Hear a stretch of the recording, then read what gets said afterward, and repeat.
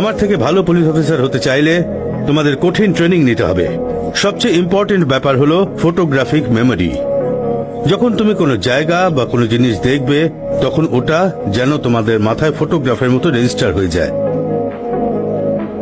চলো দুজনে চোখ বন্ধ করে ফেলো, তোমাদের ফটোগ্রাফিক মেমোরি টেস্ট নেওয়া যাক। যেই রাস্তা দিয়ে এলাম সেখানকার কি কি তোমাদের মনে আছে? ভুট্টাওয়ালা, ফুচকাওয়ালা, গাজরওয়ালা। তুমি তো সোয়েটারের দোকান ভুলে গেলে। হ্যাঁ, সোয়েটারের দোকানও ছিল আঙ্কেল। নো, একজন পুলিশের কি দেখা উচিত জানো? আমার পেছনে দেখো, একজন 40 বছরের লোক ফলের দোকানে কলা খাচ্ছে, চাওয়ালা 5 গ্লাস চা বানাচ্ছে, সোয়েটারের দোকানের সামনে একজন মহিলা বাচ্চাকে পিঙ্ক রঙের শাল পরাচ্ছে, ফুলের দোকানে কেউ হলুদ গোলাপ রাখছে, হুইল চেয়ারে বসা মহিলা আপেল কিনছে, আর রাস্তায় দাঁড়ানো স্কুটারের নাম্বার TN043108 আর পাশে দাঁড়ানো গাড়িটার নাম্বার হলো TN376843। ওয়াও, কি দারুণ আঙ্কেল। আরো শোনো, দেখো ওই মহিলা 5টা আপেল নিল, তুমি দেখেছো তো ওতে একটা আপেল পচা ছিল। দারুণ তো, আপনি তো জাদুকর আঙ্কেল। যদি তুমি দর্শক হিসেবে দেখো তাহলে জাদু দেখতে পাবে, কিন্তু যদি তুমি মন দিয়ে পরিশ্রম করে ট্রেনিং করো তাহলে তুমিও জাদুকর হতে পারবে। যখনই কোনো কথা বলবো মন দিয়ে শুনতে হবে, যদি কনসেন্ট্রেট করো তখন তোমরা জাদুকর হতে পারবে। Are you both ready? Ready uncle. Sir, get up কেমন হয়েছে স্যার? গেট আপ তো ঠিক আছে, কিন্তু স্যালিউট মার খেয়ে গেল। Sorry sir. রাজীব আর বন্ধু স্কুল থেকে যে কোনো সময় বাইরে বেরোতে পারে, এমন ভান করো যে তুমি পুলিশ নয়, তুমি একজন পকেট মার। স্যার পকেট মারের মতো আচরণ করো। হ্যাঁ স্যার। যেমন বাস স্ট্যান্ডে পকেট মাররা থাকে, তোমায় শুধু তেমন অ্যাক্টিং করতে হবে। দেখা যাক ওরা দুজন ক্রাইম করার আগে তোমায় আটকাতে পারে কিনা। বাচ্চারা এটা কিভাবে করবে নো, স্যার? তুমি ওদের আন্ডার এস্টিমেট করো না, আমি ওদের ট্রেনিং দিয়েছি। স্যার, রাজীব একজন ব্রাইট স্টুডেন্ট, ও ডাক্তার বা আইটি ইঞ্জিনিয়ার হতে পারে। এই বয়সে কঠিন ট্রেনিং দেওয়ার কি দরকার স্যার? কেন? বুদ্ধিমান বাচ্চাদের শুধু ডাক্তার আর ইঞ্জিনিয়ার হওয়া উচিত? ক্রিমিনালরাও তো দিনে দিনে বুদ্ধিমান হয়ে উঠছে, ওদের ধরার জন্য আমাদের ডিপার্টমেন্টে বুদ্ধিমান লোকের দরকার। Now go, take your position. গো।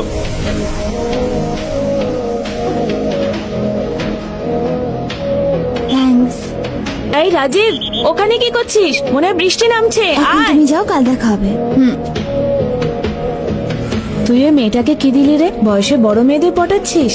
বেচারি, মা বাবা নেই ওর, আমি তো শুধু হেল্প করছিলাম। চালিয়ে যা বাড়ি।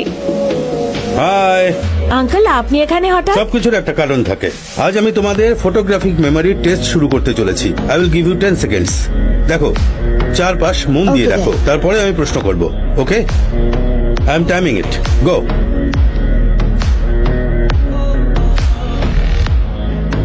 That's it. তোমরা কিছু সাসপিসিয়াস দেখতে পেলে? এখন মনে করো তোমরা কি দেখেছো? মুচিওয়ালার হাতে একটা বড় ছুট ছিল, একজন বিড়ি ফুঁকছিল, বুড়ো লোক ছাতার নিচে দাঁড়িয়েছিল। মনে পড়ে গেছে ড্যাড, ব্ল্যাক জ্যাকেটে একটা লোক। সব লোকেরা রোডের দিকে তাকিয়ে বাসের অপেক্ষা করছিল, কিন্তু ওই লোকটা আগে দাঁড়ানো লোকেদের পকেট চেক করছিল। ওর নিশ্চয়ই পকেট মার হবে ড্যাড। ওয়ান্ডারফুল, আজ তুমি চকলেট পাবে।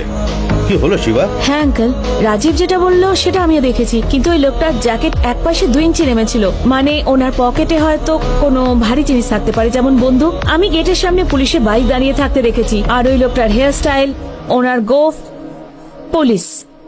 উনি সিভিল ড্রেসে পুলিশের লোক। আপনার বন্ধু হয় আঙ্কেল, উনিও এই গেমে খেলছেন। তুই আজকাল অনেকক্ষণ ওনার সঙ্গে থাকিস, ওই লোকটা সুবিধার না। প্রকাশ আঙ্কেলকে নিয়ে এরকম বলো না, উনি বড় পুলিশ অফিসার ছিলেন, আমাদের ট্রেনিং দিচ্ছেন। এক চড় মারবো ধরে, পাগলের মতো কথা বলছে। বড় পুলিশ অফিসার, জানিস ও যেমন পঙ্গু, তুইও কিন্তু একদিন সেরকম হয়ে যাবি, বুঝতে পারলি? ওর বাড়ির কাছেও যাবি না কোনোদিন। আমার কথাটা শোন, আজকের পর থেকে ওনার নামও নিবি না, না হলে আমি তোর পড়াশোনা বন্ধ করে দোকানের কাজে ঢুকিয়ে দেবো সোজা।